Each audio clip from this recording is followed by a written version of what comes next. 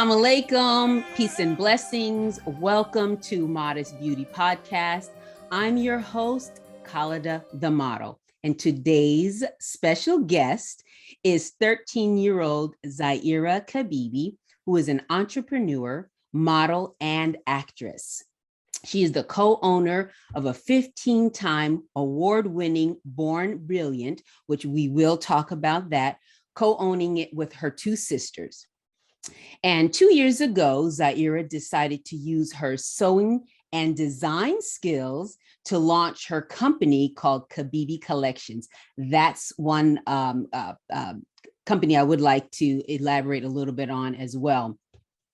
And since she is with a talent and modeling agency, she has been published and featured since the age of 2. And she hopes that one day many covered beauties like herself will proudly display their beliefs and practices through social media mainstream. Her hobbies include horticulture, which is so funny because my dad wanted me to get into horticulture and I did not. But anyway, horticulture, and kudos to you. Assisting with the duties on the family farm, community service, and raising funds for nonprofit organizations. Welcome, Zaira Kabibi and Mom. Thank you, ladies, for joining us. And I do want to touch on why Mom is here, because I feel that it's a important part in our young young girls' lives to have mom or an adult around, especially in this type of industry. So Mom, thank you for joining. And I hope our listeners and viewers will understand and realize that there's nothing wrong with Mom being there to support and monitor. Welcome. Thank you for coming. Thank you for having us. You're welcome. So I want to say I started following you probably early 2021 on Instagram, and I saw what you were doing, and I said, wow, this young girl is doing some fabulous things. She's brave. She's not worrying about what content she's putting out, as long as it's halal, it's beautiful, it's all in the realms of Islam, and she's doing a wonderful job. And my other model friend and I, Sanaya, were talking about you on one of my episodes with her. And I was like, well, maybe I should have Zaira on as one of the guests, because she will influence so many other young girls and also show that, you know, it's a lot of work, but at the same time, it's something she enjoys, it's something that she wants to continue doing. And also, as Mom mentioned, something that we all need to be doing together collectively and presenting ourselves. So let's talk a little bit about Bourne Brilliant. Where did that come from? And how did it all get started? What is it actually? So Bourne Brilliant is a plant-based bakery and restaurant. It started in 2013. And it was really my older sister, she kind of started the whole idea, and me and my little sister, we got dragged along, but we ended up enjoying it. So well, good. And you've been in business for 8 years now, right? Yes. Nice. So I guess compared to that and what you're doing, that would always be probably something in the family or something under your belt. But you also have that, I guess, to fall back on in case you decide you don't want to be a model or actress anymore, huh? Yeah. Yes. And Mom is actually there to support and also say that, I mean, you know, you're guiding her. So we're not going to always do what we're doing now or what we always love to do, but as long as you have something to to fall back on. Absolutely. And that's one thing that myself and her dad always talk to them about, you know, at your young, tender ages, your interests are going to change. Even if you decide that you don't want to do the eatery and the line of products anymore, that can change. It's okay. You're still young. Try different things. And that's kind of how she got into the entertainment industry. And so I'm sure you'll talk about that a little bit more, but it was a way of giving her another avenue because she had the personality. She was already doing it at 2 years old for me. And so we just said, well, we'll just try it and see where it goes. And it's been going. So here we are. Alhamdulillah. What exactly is Kabibi Collections? How did you start using your sewing skills and your design skills? What is that? So my mom, she would always have me and my sisters help her make clothes. So I was like, I know enough to try and do this myself. So I made a couple of pieces, and that's where it all started. So are you selling these pieces? Are they online? Are you sewing or just fashion shows, or how is that going? I have had my clothes in fashion shows, and we don't really have any pieces right now. That's okay. Because fortunately you sold. Yes, she sold out, and Mashallah. the inspiration hadn't really come back yet, right? Hopefully soon, so maybe. Yeah, that's she's good. been so busy. Yeah, that's good. And these clothes were for kids, right? Yes, they are for kids, and she was the youngest designer at Tallahassee African Fashion Week. Wow. So her pieces were featured, and I think you had about 11 models to model your designs. And from there, I mean, people keep asking. So I think if you want to get back into it, we can make time for you to do that. And there you go. And see, that's the thing. Do it if it's in your heart. Do it if you really want to do it, and that's your passion. Because if you don't have it in your heart and it's not a passion of yours, so many people will just keep coming and tell you, do it and do it and do it. We want it. And if it's not in your heart, it's not going to come out right. And you're not gonna love doing it. Yeah. I feel like we can just adopt you as an auntie, because you just expounded on everything that we always tell the girls, even about Bourne Brilliant, even about their own individual pursuits, is that do it for you firstly, and then think about everyone else involved and what all that entails. And so we always try to have open communication with she and her sisters about what they want to do in the future. And, you know, if they just whisper that they're interested in something, I'm like, okay, let's go try it. Right. Let's see where it goes. That sounds good, because I feel the same way. My parents were the same way. To a degree. I always wanted to be a mom. My dad was in the industry. He was a hairdresser, makeup artist from New Jersey, owned salons, and just, you know, back and forth. It was beautiful. He didn't want me in the industry. So that was fine. But he really encouraged me to be a teacher. I went all the way and get a master's degree in education and teaching English and just being in the classroom. And I hated it. I couldn't stand it. I wish I never got into it. And that's why I want to say modeling started knocking on my door probably around 2018. I know it was kind of late. I did it in college because that's what I wanted to do once I got out the house and I can do my own thing. But I really wanted to be something else. And when it came knocking at my door in 2018, my husband saw, my kids saw, everybody saw that that was a passion of mine, and how I continued to pursue it and make that the forefront. And I do believe if you want to try it, go ahead and try it. It could spark an interest. It could, you know, pick up something like, wow, you know, I really like this, and continue. But if it doesn't, leave it by the wayside.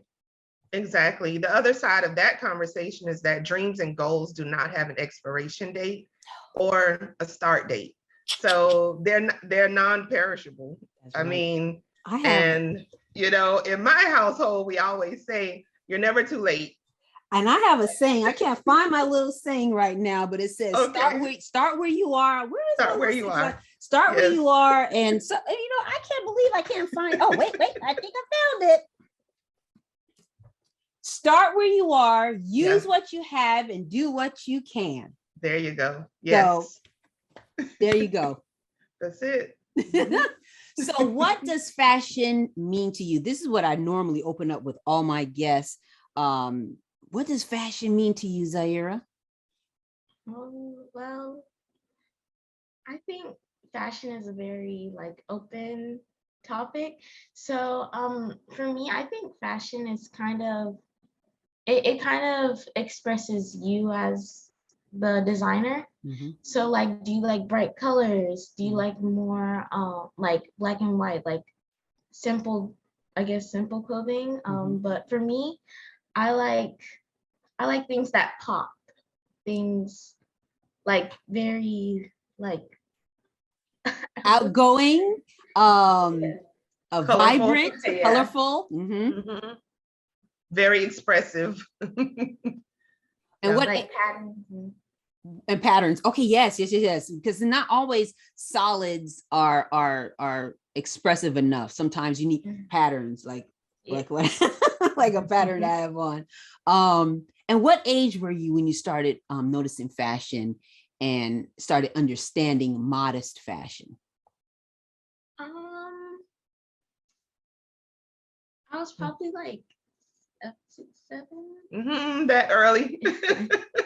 Yeah, because she would always go through my clothes and my drawers, and little girls, they play dress up all the time. Mm-hmm. And so we started noticing as well that even at that tender age that she was already coordinating pieces. Mm. And again, I guess to a help that they grew up with me, I'm into color theory. I had a stint with my own clothing design. It was for children. So they modeled for me, and always around fabrics. They would go with me when I went shopping and picking out colorways. I always had them involved with helping me choose colors and patterns and prints and things of that nature. Mm-hmm. We always have Ankara prints in the house. Oh, and I would take yes. them shopping. Every time we travel, I like, when we're talking about souvenirs, I like to buy fabric. And so just having those conversations with them, and always, I'm an artist. The eldest daughter is an artist. Z plays with art as well. The little one plays with art. So I think just being in that environment kind of inspired her to continue along that journey. And I think when people see her out and about, a lot of times, like, she gets a lot of compliments about the way she dresses, and people ask, well, how old are you? And things of that nature, because even going to school, she has to look very pristine, wearing heels and high heel boots and things of that nature. And she'll take a change of clothes for other types of activities at school. But just at a really young age, we notice. Really young. Did you always want to be a model? Like you really wanted to be a model? Like, I can tell you, I wanted to be a model when I was probably about 12, 13. Well, for me, I think it really sparked when I was like 8. I think. But because when I used to do like the photos for my mom, like, I don't know, it was just like I had to do this again. I had to change my clothes again. Like, but you just, like, when I was little, I just had that kind of attitude, I guess. But like my mom talking about like the fabrics and all of that, like how we just kind of took onto that kind of stuff. That's how it was. It just kind of like grew on me as I got older. Nice. So, Mom, let me ask you this: how did you feel about her modeling and getting into the fashion industry?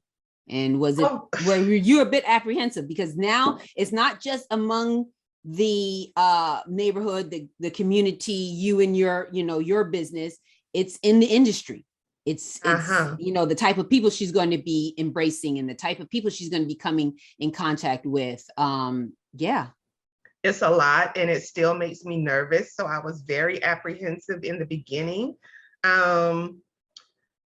We have this open communication. And so I will have to tell you, backing up a little bit, to say that she came to me and said, yes, I want to be a model. I want to be an actress.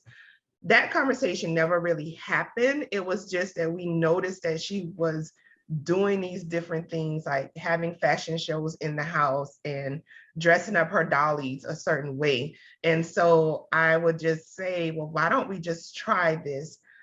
Zaira dealt with selective mutism until the age of 8. And so that meant that she would only talk to her older sister. Yeah, even in the house with me. Okay. So her older sister with her 10 months, you birthed her, you nursed her, you were with her nursed her for like 2 years. Right. And even when they were home with me, and if she was hungry, she told her older sister would come and tell me. So that's how that thing was. So with that being said, having conversations with Zaira that this is what is going to have to happen when you enter the industry. Because I had already been in the industry for a while, and my background is as a professional set and costume designer. So I know what the industry has become.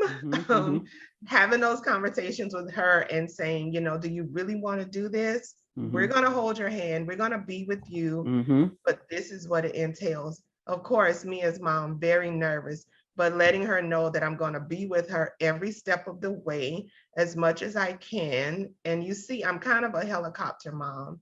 I want to see what's happening. And I appreciate that. And that's why I was very open for when she said, well, mom likes to be next to me.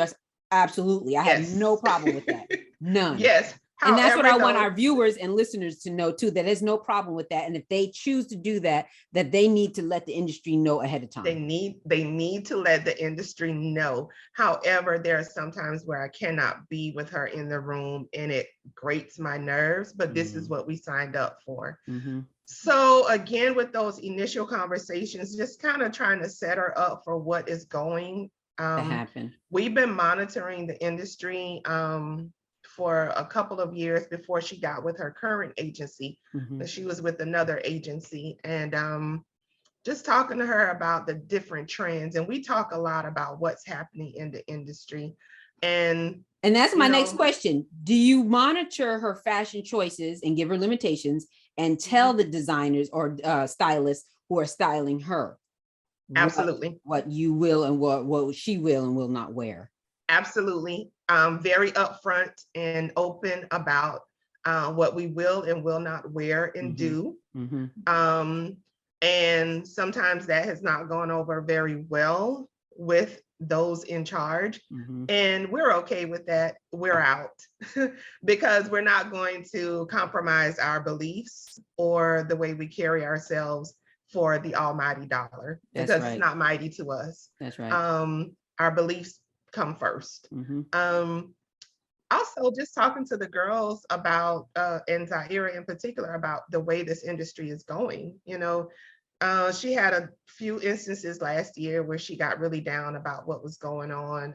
It's really hard to be a cover model in the industry. We saw 2021 where the industry was just riddled with texturism and colorism. And so where Zaira is concerned, she did not fit in when it came to a lot of casting calls. The conversation then leads to eventually they will come around. And if not, we will continue to make opportunities for you. Absolutely. And when we go back to talking about her clothing line, that was one of the reasons why we encouraged her to explore that side of her talents, because if people don't want to cast you for a show or to walk, you can always make your own designs and you can model your own stuff. You don't have to bow down. How many people have told us that? How many people have told us that? And how many that, and I think that's a lot of designers that came out too saying the same thing, because make your own table. I always go back with what Tyler Perry says. If they don't make a table for you, if they don't make a spot at the table for you, make your own table. Make your own table and bring your own chair. Bring your own chair. That's right. Yes.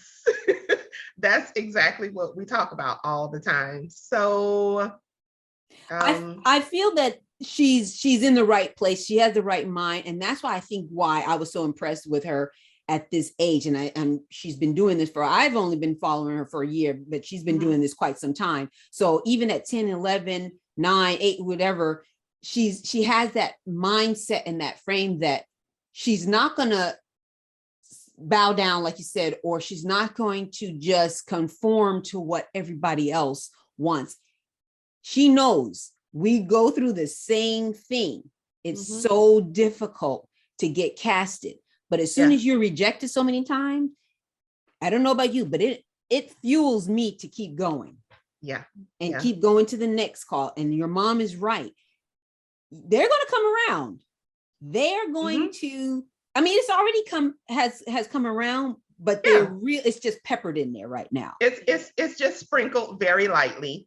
I don't think that the industry is ready for a quick onset of people that look like us. I don't think they're ready for that. So it's going to be a slow uphill climb, but we have to stay patient because, you know, even Islam teaches us that. Patient, consistent, and non-compromise. You're not going to compromise. You're not going to compromise. You're going to go in just like this. Like, I mean, even if you notice the one before that, Sanaya's and I, we know the limitations. Of course, we're older, so we'll know what we're going to do and what we're not going to do. You know, and I think that was probably why my parents did not want me in the industry at the time, because they didn't have that understanding, and it was so early on that they didn't have us in at all. They didn't have us in at all. And there's another question for you, Zaira.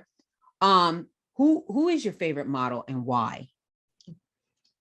This is a kind of hard question because I don't normally focus on like one model. I you know, like I'm on social media a lot, so I just kind of like if I find someone, I'll kind of, you know, just I guess look through their page a little bit, and I'm like, oh, I like what they're doing. Like you, for an example, like thank you. Like I really love what you've been doing and how you kind of like, I guess, break the standards in a way.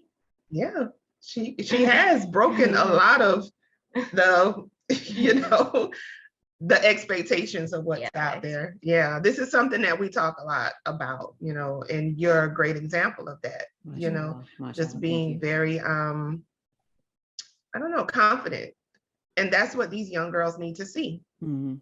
Yeah, because it's you know, it wasn't always like this, you know what I'm saying? Growing up, I grew up in a Muslim family as well. And my parents became Muslim. So my sister and I don't want to say guinea pigs, but we were learning, you know, pretty much like my parents were learning. But it was hard. My sister went through it. She wore her scarf. She wore long clothes. She did everything. The only thing I did not do when I was in high school was wear my scarf. I started wearing my scarf when I got in college. And that's when I started feeling comfortable. And I think that's when my confidence started building up, because then I realized I can look just as fashionable as everybody else. And nice and colorful, all the things I wanted to wear. I started wearing hats. My mom used to wear hats and scarves, and it was just, to me, beautiful. So I started then when I was in college thinking, hey, this is something that I love to do. Now, if everybody else likes it, that's a bonus. That's extra. There you go. Yes. If they didn't, I still liked it. And that's what you have, Zaira. You have that you are not going to compromise. You are not going to go away from what you love and what you believe in if nobody else likes it. But see, these girls are quite the opposite from you and your sister growing up. And in that they've been covered since what you were like maybe 6 or 7. And so, you know, I make dua that they continue this. However, you know, we always have that conversation with them that once they get a certain age, it will be their choice to remain covered. But we've given them the foundation. That's right. The conversation that I don't want to have with Zaira and her sisters is that one day she will come to me and say, you know, this casting director really wants me for this part, or really wants me to walk in this show, and I'm going to uncover because I want the opportunity. That is the most dreadful conversation that I think that I can have with the girls. However, it will be their choice, but I just hope and pray that it's not for that. No, know that once they feel comfortable with how they are, that's when you wouldn't have to worry about having that conversation.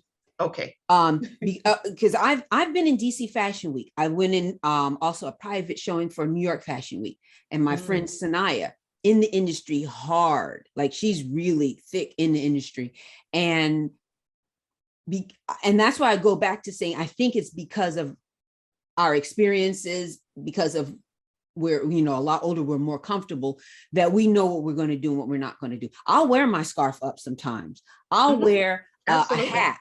I'll wear, but I will not wear anything that's not, that my arms are not covered or my legs are not covered. And people in the industry know this. And so I think that's why I don't get a whole lot of opportunities as well. But you know what? I'm all right with that.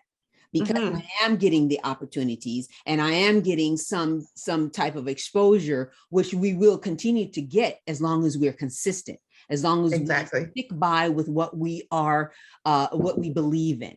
And that comes with you being comfortable with who you are. So I'm actually happy that my parents allowed me to not have to cover, because I remember when I think it was in 4th or 5th grade, might have been longer, maybe, oh no, I know what it was. It was 7th grade. And my dad was like, okay, it's time to cover. It was when I became of age at the time, 7th, 8th grade. And he was like, I said, wait a minute. I just been going with school with all these kids and boys since I was in 3rd grade. Yeah. You cover in front of them now? What is this? So I went to school and I covered for 7th grade, 8th grade. And then I was like, this is not working for me. It really isn't. So I went and asked him and asked if I could compromise somehow. I will still continue wearing long things, but just I just don't want to have to cover my hair. It just felt like it was different. Like I was an alien and I didn't want to be an alien. But then once I got out of high school, to me, I was more comfortable with that. I was covering on the weekends. I had a whole life, in the mosque and just being out with my Muslim friends. And it just made it so much easier. And I want to say, Zaira, 12, 13, because you just turned 13, right? Yes. That's when it happened to me. I was like, I don't want to be an alien. I want to just be me, and continue to blend in. But you have to figure out what your strong points are and go with that. Because if you're confident in it, everybody else sees how confident you are. And they're not going to mess with you. Yeah. And I like that you brought up the versatility, though, that it comes with being a covered model. And that's one thing that we try to display on her social media and in her lookbook, is that it's not just wearing the full hijab or Shayla like I'm wearing. She's quite versatile. And I think that's how she's gotten some of the opportunities that she has gotten, because sometimes when we do go in and she looks like this with the full hijab, people get a little bit intimidated, scared or apprehensive. And they think, oh my gosh, what do I do with her? And that's the thing, we have to help them because they're already nervous. They're not that they don't want to work with us. They just don't know what to do with us. They don't know what to do. And so we open it up with conversations about, calm down. There's a lot you can do. She's a canvas. You can explore lots of different opportunities with this young lady. And so we direct them to her lookbook or to her social media and let them see that the possibilities are out there. You have to do your job and explore them. Absolutely. And then that's what makes a great stylist in the industry, in the fashion industry. And that's where my friend Sanaya comes in, because she, like I said, is very thick into it. And there was somebody who designed or styled her, and on point, knew exactly what she needed. I love that. Because she worked with another Muslim before. I think she worked with Halima Aden, and she knew what to do. And to me, that's what separates the real stylists in the fashion industry and the real designers in the fashion industry. When they do their homework, I just salivate over that. And so she and I, many of times we've done the work of the stylist, but we don't get the title or the pay. And we just sit back and we're like, okay, But it's a teachable moment, Mhm, and we move on. Absolutely. What do you want to do when you grow up? I mean, you're 13 now, and you're embarked on so many different parts of your life and different adventures. Where do you have your heart kind of set on when you're out of college, or if you're going to go to college? What do you want to do when you grow up? I mean, as of right now, I'm still kind of thinking about it. But I can only see myself, modeling and doing Bourne Brilliant, but that's just because what I've already been doing. So I haven't really thought of anything outside of that. And if you could change one of the rules in modeling or fashion, do you know what it would be? I don't know. No, just think about it. I mean, you don't have to answer it right away, but I mean, just think about it. Think about it, and I can go to another question. Okay, yeah. Rules. What are some of the rules? I don't. I don't know. I can't even think. I don't know. Things are just so. I mean, like the rules just seem to change with each opportunity. I mean, and I know we're talking about modeling, but she's also an actress, and some of those opportunities have been kind of like. And that's what I was going to ask. That's another question of mine. What do you like better, acting or modeling? Oh, great question. I think modeling has, like, the door is way more open for modeling. Especially now, because the industry is changing with the way models are supposed to look and what the designs are supposed to be. I think too, not I think, I know, because of our debriefing after acting opportunities that she's had, she tends to want to do more of the modeling opportunities because it's so quick. It's like, you're in and you're out, whereas on set it's like for hours. I know. Hours of just sometimes nothingness. I know, sitting there, and you cannot videotape, you cannot take pictures, you have to sign away. But I know, I've been there. Yes. But at least they give you some food and something to drink, but you better have either some homework to do, some papers to do, something to do, because you'll be sitting, and then they'll have you leave and then come back if you need to. Yeah. It's hours. Yeah. But back to rules in the modeling industry. I mean, what are the rules? Are there any rules? Well, one of them, I would say, just the way you present yourself at castings. Everybody, they always say, yeah. Okay, go ahead. Yeah. Yes. Yeah, that definitely. Thank you. You know what I'm talking about. You can say it, Mom, if you want. You can say it. Well, just you have to dress a certain way. You have to, wear skin tight clothing and wear heels, these high heels. And what she wears heels, but you just have to present yourself like this carbon copy of everybody else in the room. And it's like, can I show you something different? Exactly. Can I be myself? That kind of way. And lately, it seems to be okay because she's starting to get into these larger markets with casting calls for even, other agencies, because she has a mother agency. So now she's auditioning for like a modeling agency or an acting agency or a commercial agency. So you have these different categories, these subcategories. And so the last few opportunities have been really bigger opportunities. And so we do see a little bit of flexibility and acceptance. But when you go to some of these smaller markets, in smaller fashion shows that are casting people, you get some of the most uncomfortable looks. Mm-hmm. And it's like you just want to wear a placard when you walk in the room that says, I am Human. good for it. I can do this. Let Right. me do my thing. I'm Right. here, and I promise you, I Mm-hmm. have what it takes. Mm-hmm. Just give me a moment, but some people can cut you with their stares. Mm-hmm. They can really make you feel uncomfortable. How do you feel about that when you're, and now that's the type of question too I want to ask and have my listeners and viewers listen to, because what are you feeling when you're in those spaces in that moment? What's going through your head? When I first started, I kind of felt like the odd one out, but now when I do it, I kind of tell myself to just go in there, because I'm there just for myself, to get myself the opportunity. So, Right. other people can have their opinions, their thoughts. Right. So.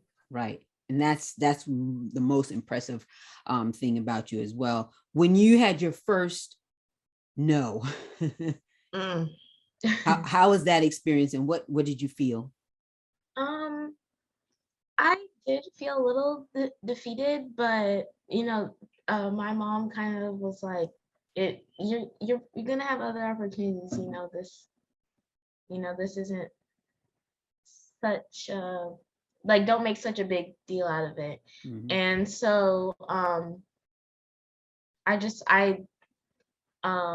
was like, I still felt defeated, but I was like, okay, like, I understand that, so I just have to move on. That, I think that's what especially our young listeners will go away with. You have to keep moving. You have to keep going. Moving. You can have your crying moment. Don't get me wrong. I'll go in the corner. I'm telling my husband, I really want to. I'm crying. I'm upset. You pick yourself back up and keep it moving, because we won't get anywhere if we just keep hiding. And you are right. When you get that first no, and maybe second, third no, you're still upset. But by the fourth and fifth no, you're like, okay, I'm let me just get my stuff and go. They don't understand what I have. They don't understand what I can do. I'll show it someplace else. Somebody else is going to understand it. Somebody else is going to understand. Yeah.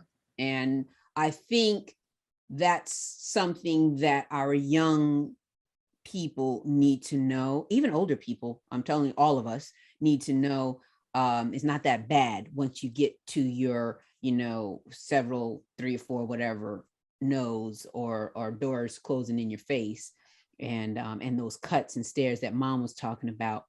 Yeah. Because I'll go in there. I can remember going in there and they're looking at me, especially all the, girls who are not covered or whatever. And I've only been to ones where nobody else is covered but me. And they're looking at me like, what is she doing here? Yes. As soon as I get up on that stage and show them my walk, some people are surprised. They're like, wow. Okay. Yes. Yes. Or wow, we know. Really does have it. And another thing, I always go in, because I can't, I may wear my leggings and a tighter turtleneck shirt, but then I'll put my duster or something over that. Or sometimes I'll wear a sheer blouse over top of my black tight leotard that I have on, so that I'm not skin tight. I'm still covered, but at the same time, anybody who needs to see somewhat of a shape I have, they can see it. And then I usually have I call it ninja. It's almost like yours, my ninja black scarf, because we always have to have black, so I put that on. I think one time I had that on plus a hat, because like you talked about before, sometimes they don't see outside of the box. So then that means they just like, no, we don't want her. No, we don't need her. No, we can't use her. No, you can. If you look, and there's so many things I've seen. I'm like, a coat. I could model a coat for you. Yeah, like, we can do this. Come on. Can I show you? Her first no hurt me more than it hurt her. Because I'm that mom that's like, not overly like, what do you mean? My My daughter kid can't do is it. the bomb. Not Right. like that, but I'm just like looking like, oh, so that's who you wanted? We Mhm. just came and That is right. we've traveled. We have Yes. traveled. We Yes. have invested money, and it's Yes. like we wish Yes. someone had told us that she is not what you were looking for, you know, Mhm. before we hit the road or took a plane or whatever. Mhm. So Mhm. that's the idea. But the way we are and the way we have reared them is that even still with the no's, whoever gets it, we congratulate people. We understand that she just didn't get it. Mhm. So now we immediately leave and we prepare for the next Mhm. possible opportunity. Mhm. So it's, you know, we don't have time to sleep. We don't No. have time to dwell on what didn't happen. Mm-mm. Take the notes and There move you on. go, and move on. That's it. That's the Mhm. best advice. Take the notes and move on, and don't dwell on it, and don't sob in it. I mean, I'm still one. You can sob a little bit. You can still sob. Yeah. Still love. Yeah. You know, stay in your corner for a minute if Yeah. you have to. I mean, I don't know about the minute. If it should be Mhm. a minute, or 30 minutes, or 40 minutes, whatever Yeah. it is. I went one time 2-3 days. So, but then I picked myself up and kept going. You Yeah. are enthusiastic, happy, and a natural in front of the camera. All great qualities that a model and actor should have. What else would you tell our viewers and listeners that they should have and make sure they have if they're thinking about getting into this industry? Zaira, you, and then Mom can answer. I like we were just talking about, you, I mean, when, if you get like no as an answer, then you just can't, you just gotta, like my mom said, just take it and move on. And also Develop a thick skin is what you're saying. yes. Okay. I get, like, don't just come into the industry like carelessly, like make sure it's actually what you want to do, Research. because it does take a lot of time, because you have to learn, the ways of the industry. And money. Yes, and money. Lots of money. Yeah. Yes. Yeah, those are good pieces of advice to tell our listeners and viewers, because those people who are thinking about, or even parents who are thinking about putting their children in the industry, that that if you're not ready for it, if you don't want to do it, then it's not a place for you. You know, it's not a place for you. And develop that thick skin, because if you don't, this industry, first of all, is built on what it is. So if we don't have what they're looking for, we're going to get a whole bunch of no's anyway. But there's always something out there for some of us, you know, or, you know, there's always something out there. Mom, what do you think? Oh, you and your child have got to have a sense of self before you go into the industry. You must do your research as well. Research the agencies, research the opportunities very well before you commit. Understand that unfortunately you cannot be a fly on the wall, although you've invested, and investing has different meanings when it comes to the industry. Although you have invested into your child having this opportunity, it does not guarantee you anything. That's right. And it does right. not guarantee that your agency is going to fight for you the way No. you really want them to fight for you. Right. Okay. Right. Having an agency is not the end all be all. It's not 100% a guarantee. You still have to fight. Outside of the agency, you have to look for those opportunities. You have to do your homework. You have to research them. You have to be willing to make some sacrifices. That is right. That is so right. It's not easy.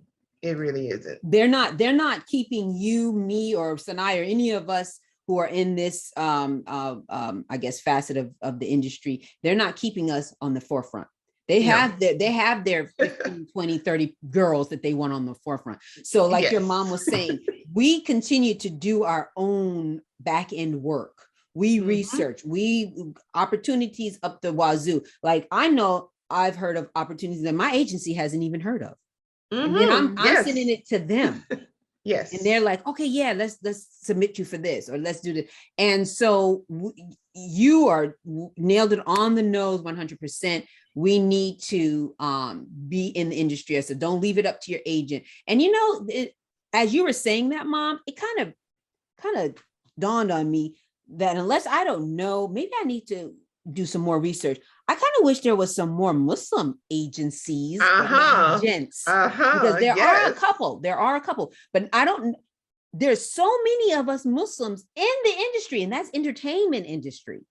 Okay, so that whether it's acting, modeling, fashion, whatever it is, design, clothing, there's so many of us in the industry, deep in mainstream industry. I don't see how we all can't collaborate, or we all can't somehow get together and have somebody become a talent agency or a talent, management company or something. I don't know. Well, and there are two things that I like to talk about when it comes to that. Is that unfortunately the industry in the US is far behind when it comes to covered or Muslim models. Yes. In other countries, they're on it. They're making lots of headway. The other thing is that we found a couple of agencies in the US, but just as and I know this platform is not really about this, but just as there is colorism in the masjids, there's colorism within those agencies. So they're not ready for someone of Zaira's skin tone, who is a hijabi, to be in one of the faces of their agency. Yes, I know. Yeah. I know. Yeah. We've been there. Tell us. Yes. Tell us, because we already know. And that's what I'm saying. Like, I feel like sometimes there should be, unless everybody's always trying to go get their own or trying to be the best that they can be, that somehow we're missing the full picture of all of it. We're all in it together. Yeah. We're all in it together, and we all need help. We all could use some kind of connection. We can all use each other's skills. And yeah, we recently saw a Target campaign, a print campaign, where there is a hijabi featured. She's not of our skin tone. However, kudos to them for allowing her to be a face of a major campaign for a major brand. And we researched her, and of course, she's not based in the US. So again, the US modeling and entertainment industry has really got a lot of catching up to do. Other countries, they're doing it. Yeah, absolutely. Yeah. Well, how can our viewers and listeners follow you? What are your social media handles? Give them all to me and our viewers and listeners. So my Instagram and my Facebook, it's at ZairaKabibi. That's Zaira Kabibi for Instagram and Facebook. You want to give me a little bit about Bourne Brilliant? Yes. A website? That would be Bourne Bourne Brilliant.com, and that's Bourne Brilliant for our Instagram and Facebook. Bournebrilliantco. And here's something you may want to take away with too, if you decide to continue doing your designs and your sewing, look into your local fashion. Sometimes they have a fashion show, local fashion show, and because they're kids' clothes, a lot of times they will accept, especially young designers, because I know here in DC they do the same thing. At DC Fashion Week, sometimes the director will bring in a young designer. And I think another fashion show I was in, there was another young designer. I think the MS fashion show, awareness fashion show, also brought in a young designer. Sometimes they're out there, and that's another way if you want to get in to see if you really enjoy doing it, see how people accept your clothing. You don't have to have maybe 11 pieces. Maybe you might have 10, 6, 8 or whatever. But continue doing that if you like to do that. Mhm. Yeah. I appreciate you being on. Thank you so much. It was a Thank you for this pleasure. opportunity. Yeah, You're the welcome. conversation was very, very fruitful. Thank you. So we appreciate your time today. I appreciate your time, and thank you to you, our guests. Thank you to our listeners and our viewers. Be fashionable, be trendy, be modest. Thank you.